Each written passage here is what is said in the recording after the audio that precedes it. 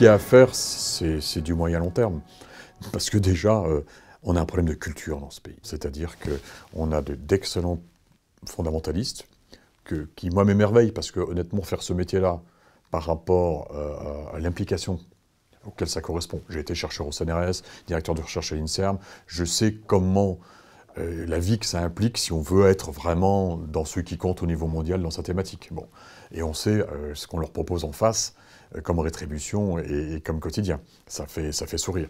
Donc ça prouve à quel point ce pays a un vrai problème sur la reconnaissance de ce que sont des métiers importants. Et moi, j'ai toujours considéré que les métiers de création de savoir et de transmission de savoir étaient des métiers cruciaux. On ne les reconnaît pas, ben on en paye un peu le prix.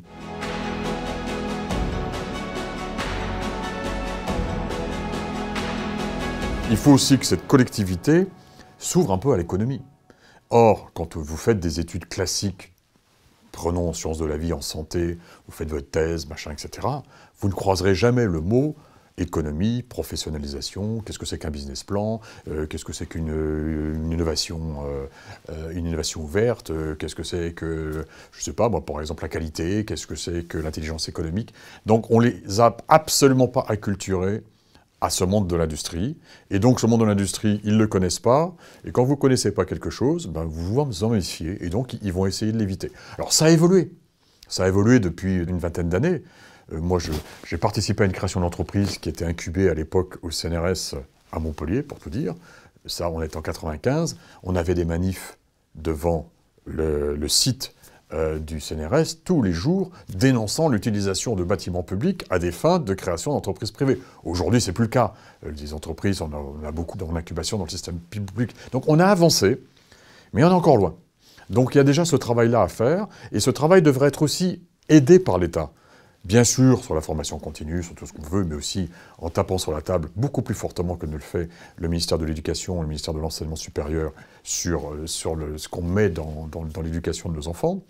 Et puis aussi en montrant l'exemple.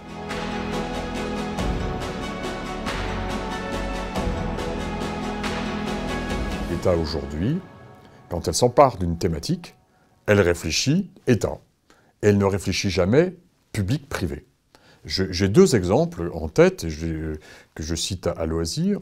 C'est le séquençage. Ouais, on fait un grand plan national, France Médecine Génomique 2025. Est-ce que c'est à l'État de faire du séquençage dans ces CHU? La réponse est certainement non. Pas plus qu'hier, c'était pas son rôle de faire de la synthèse de peptides, d'oligonucléotides. L'industrie fait ça 10 fois mieux, avec des vraies normes de qualité. Donc faisons un beau partenariat public-privé et laissons l'État là où il doit être, c'est sur la protection des données de séquençage, sur leur analyse et sur le conseil génétique qui doit être donné après dans les CHU. J'ai entendu parler des données de santé.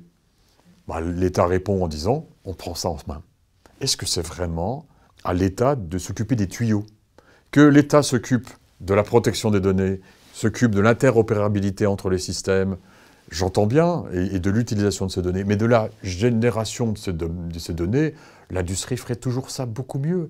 Donc il y a vraiment cette façon de casser les codes publics-privés. Il faut vraiment revoir ça.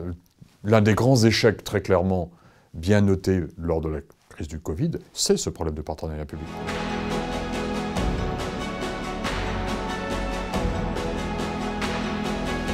On a du mal à comprendre exactement qui crée les richesses dans ce pays. Et ces richesses, à quoi elles servent? Elles servent à notre système de santé, elles servent à notre éducation, etc. Donc moi j'ai toujours, et pourtant je suis un académique pur jus, mais j'ai toujours eu le plus grand respect et la plus grande admiration pour les créateurs de richesses, parce que je sais que c'est eux, je vais être un peu trivial, qui me font bouffer aussi bien dans mon métier que sur le plan personnel. Donc ils doivent avoir d'autres niveaux d'exigence. Aujourd'hui, ils ont été dans beaucoup de structures de décision, ils ont été mis de côté. On a parlé de la Visan. Est-ce qu'il y a eu des industriels à la Visan? Non, c'était une docte assemblée de grands patrons, de présidents d'organismes de recherche, dont Acte, qui de temps en temps se réunissaient. Donc il faut qu'ils exigent. Le problème de ce pays, bon, c'est bien sûr l'absence de goût du risque, mais c'est aussi la problématique du lien d'intérêt, qu'on confond systématiquement avec le conflit d'intérêts.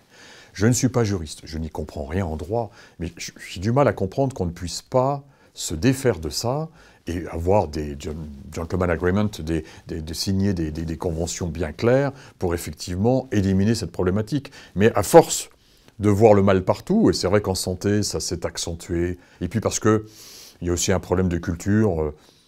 Déjà, c'est compliqué de gagner de l'argent dans ce pays, mais alors en plus, quand vous expliquez que vous gagnez de l'argent par la santé, c'est encore plus compliqué.